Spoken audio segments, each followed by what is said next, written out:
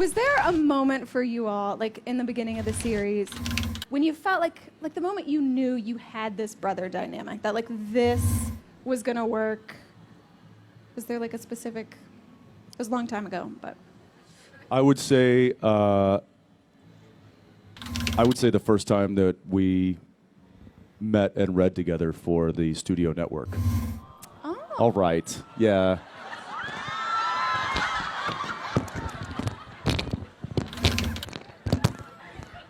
He gone. So let's talk about Sam. He still moves fast. I think, yeah. Yeah, I would say it was the familiarity was there pretty quickly, which I think is which is why we got the job. Sure. And I think we just there was an instant connection. There was an instant.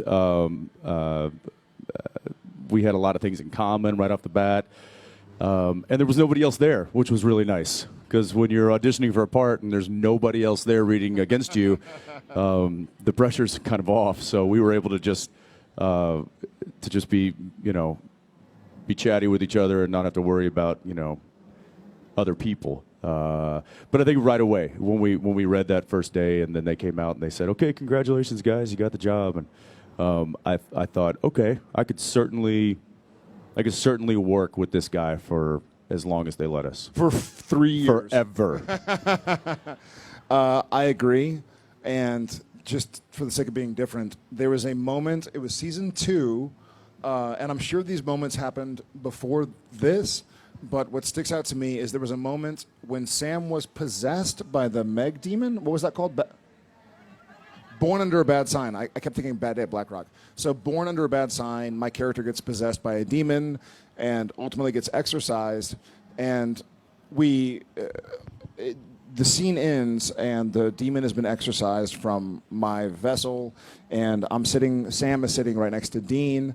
And it occurred to us, it wasn't in the script, but it occurred to us at this point in time that Dean would be pissed. Like, dude, you've been beating me up. You've been like, torturing me, you've been mentally haunting me. Dean would probably punch him. And so we just added a moment where we kind of looked at each other on set and we were like, hey, you want to punch me when you finally realize that I'm... Yes. Yeah.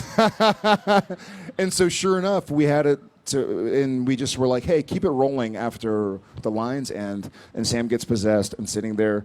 And then Dean kind of reaches over and goes, Psh, and just punches and is like, ugh. So it kind of felt like we were, like, what would brothers do? And that happened many times before, I'm sure, and many times after, but that kind of sticks out as something that, it wasn't scripted. It was just like, hey, let's give them this on camera and see if they want to keep it. If not, fine, but...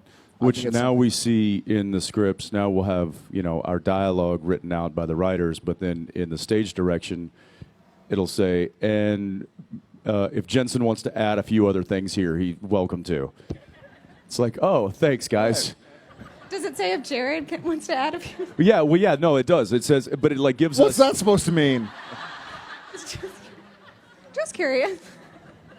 But there's been that trust for a very long time where I think the writers know that we know these characters very well and we're protective of them and we want to put the best performance and the best show and story out there, and so they trust us a lot. There's a really good kind of symbiotic relationship there.